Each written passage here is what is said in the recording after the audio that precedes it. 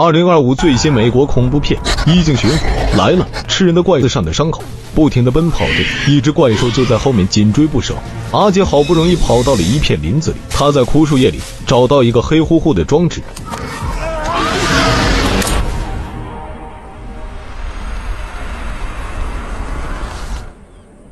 怪兽消失了，画面一转，小乔就在同样的这片林子里发着呆，因为他的父亲阿杰在前几天莫名的失踪。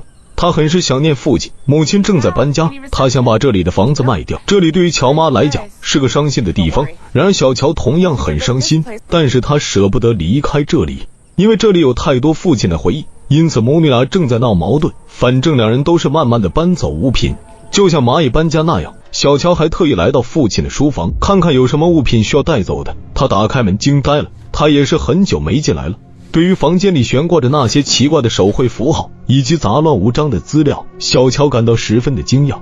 这意味着父亲在失踪前一直在研究这些东东。小乔回忆以前房间可不是这样的。小乔不停地看着那些奇怪的手绘稿纸，他无意中在一个纸箱里发现一个黑乎乎的装置和奇怪的金属转盘。这时楼下传来乔妈的叫喊声，小乔就随手放在桌子上，然后下楼看看怎么一回事。原来乔妈只是遇见一只蜘蛛。到了半夜，小乔还在书房看着那些手绘的图案，他想找出一点父亲失踪的端倪，可是一点头绪也没有。最后小乔还是对那个黑乎乎的装置来了兴趣，其实拿在手上把玩着，慢慢搞明白了那个装置有点像望远镜，于是放在眼睛上一看，哇塞，竟然是一副立体多维空间眼镜。小乔觉得很有趣，接着他研究起那张金属盘，直觉告诉他金属盘应该插进这个立体眼镜里。他转动了按钮，金属盘上的数字显示3，这说明金属转盘走了一格，而每一格上面有个透明的玻璃片，也就是说眼睛先是通过立体眼镜上的镜片，最终透过这个玻璃片看见外面的世界。小乔就放在眼睛里看看，哎呀，这里面分明是另外一个场景。这时楼下传来奇怪的声音，小乔手上拿着眼镜就走到楼下看看，下面安静得很。于是小乔拿起立体眼镜看看，照旧是另外一个场景，不过传来母亲惊恐的声音。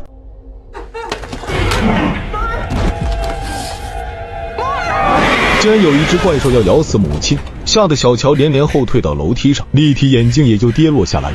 总之小乔吓坏了，他还看见神秘的光芒一闪就消失了，他也不知道这是为何。这时门外出现了母亲收拾物品的身影，小乔拿着立体眼镜百思不得其解。到了第二天早上，小乔还做了一个噩梦，在梦里怪兽把母亲吃掉，他被吓醒以后就拿着立体眼镜琢磨。这时姨妈梅根发来信息，那是一句丘吉尔的名言，意思是如果你正身处地狱，那就继续前行。这个给了小乔极大的鼓励，他来到了书房继续观看那些手稿。渐渐小乔明白父亲的这些笔记和手绘稿件实际上都是在研究那个立体眼镜的构造，而且还出现了他在眼睛里所看见的怪物的画像，这说明父亲阿杰也看见过那只怪物。阿杰这样做的目的感觉就是他非要破解出来才行。小乔也看不懂，接着把插有金属盘的立体眼镜放在眼睛上仔细看看，这下他有点感觉，里面是那么的逼真。没错，这个场景就是这间房的另外一个陈设。这时楼下传来乔妈的声音，于是走到1楼的楼梯处，突然小乔来了感觉，接着把立体眼镜戴上，哇塞，里面出现的竟然是小乔的一家3口。Daddy? Mom? It's happening.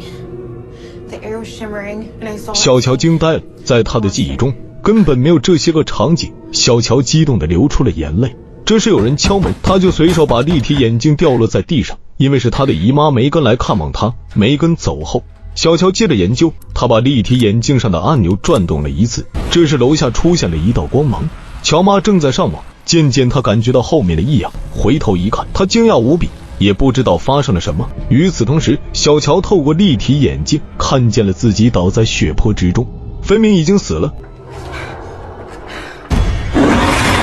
小乔被吓得坐在地上喘气，这时那道亮光消失了，乔妈以为自己出现了幻觉，就找药吃。小乔再次翻看了父亲的笔记本，上面记载怪物跟立体眼镜有着密切的关系。从此小乔就整天翻看父亲留下的笔记本。有天他想起了父亲曾经跟他讲过的平行世界理论。 Imagine this is every world in existence. 1,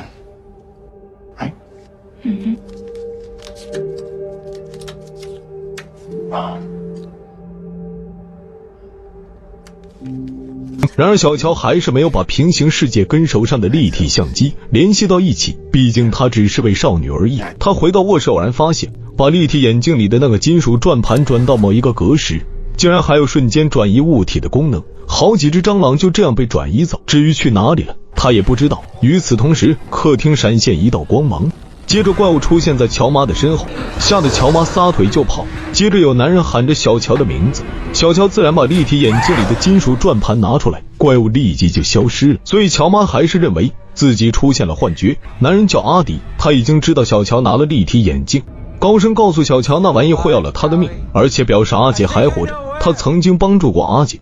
这么一说，小乔就想出来跟阿迪见面，问题是他手上还拿着一把长柄斧。阿迪表示这是用来对付怪兽的，然后把斧子扔到地上。小乔这才出来跟阿迪见面，两人一聊之下，小乔这才明白，阿迪其实就是不远处的邻居。每次他在立体眼镜里看见的都是平行世界里真实发生的。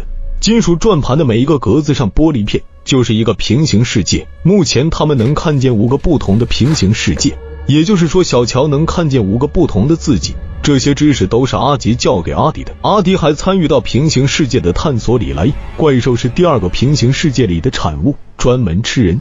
阿杰就消失在某个平行世界，他还没有死。晚上阿迪来到小乔的房间，他表示自己是来帮助小乔寻找父亲的，只有阿杰才能把怪兽毁掉，因为他去过一个平行世界，在那里他看见怪兽把所有人都杀了。当时阿杰为了救他，就把怪兽引开到树林里，于是就发生了片头那一幕。至于阿杰现在在哪个平行世界，他也不知道。然后阿迪就觉得先从第4格找起，而且提醒小乔这个转盘多次工作以后就会崩溃，所以要小心转动。于是两人来到了第4个平行空间，只要他们一用那个立体眼镜，就会在客厅出现一道光芒，这个是进入第2个平行空间的出入口。过一会怪兽就会跑出来，而乔妈还以为出现幻觉了。与此同时，在第4平行世界，两人看见阿迪的家已经跟废墟没有什么两样，地上还有阿迪母亲的遗体。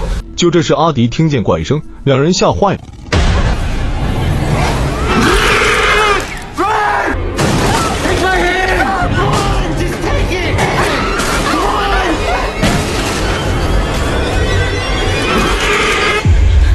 哇塞，两人转换到另外一个平行空间，逃过这一劫。两人觉得这里也到处都是废墟，估计没有什么好找的。小乔就觉得干脆去第2个平行世界看看，但是遭到了阿迪的阻止，理由是那个平行世界有怪兽存在。这些都是阿杰告诉他的。最早这个立体眼镜是突然出现在阿杰的面前，他在探索其他的空间时被怪兽抓伤过。随后他们转回到原来的空间，小乔希望把乔妈带上，这样救人多力量大。三人拿起了装备，返回到第3个平行空间。在这里他们看见了小乔一家3口，双方都惊呆了，不知所措。一番交流之下，对方也明白了怎么一回事，然而他们一致表示没有看见来自另外一个空间的阿杰。随后万万没想到，这个空间的阿杰竟然用枪逼着小乔把立体眼镜交出来，阿杰就乱用立体眼镜。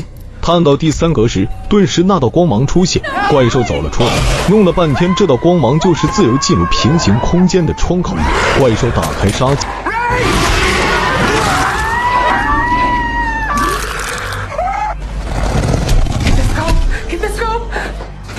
阿迪一看，赶紧捡起立体眼镜，再次搞出那道光芒，让小乔和乔妈赶紧离开。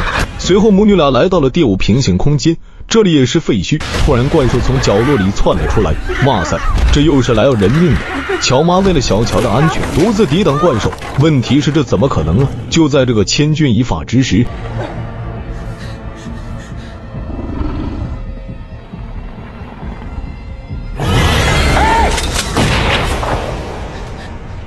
失踪的阿杰及时赶到，救出了妻子和小乔。小乔要去把立体眼镜捡起来，阿杰表示只要不拿立体眼镜放在手上，怪兽是找不到他们的。于是三人回到之前阿杰藏身的密室躲起来，这里十分的安全，休息了差不多了。阿杰带着妻女要拿回立体眼镜，返回原本的世界。先是阿杰引开了怪兽，母女俩就在屋子里翻找，终于被他们找到了，然后跟阿杰会合，按动了立体眼镜上的转盘。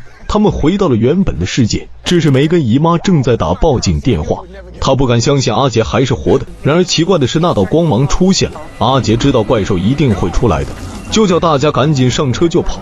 可是梅根却忘记拿包了，因为车钥匙还放在包里。瞬间光芒消失，四周死一般的寂静。突然怪兽出现在车旁，砸烂了车窗玻璃，吓得小乔跑出车子，怪兽也跟追了过去。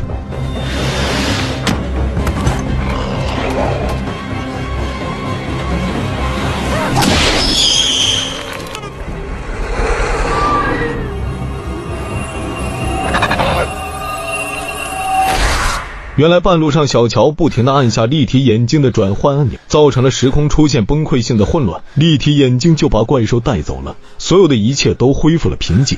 乔妈也不卖房了，无意中小乔发现了那个装有金属转盘的小铁盒，于是就把它埋了。估计要拍摄续集，影片到此基本结束。我认为本片拍摄的很不错，满分5星我给打分4星，这是今年第一部小成本恐怖片的佳作。故事设定离奇，恐怖氛围充满张力，演员的表演都很在线，值得看看原片。好了，谢谢大家的捧场。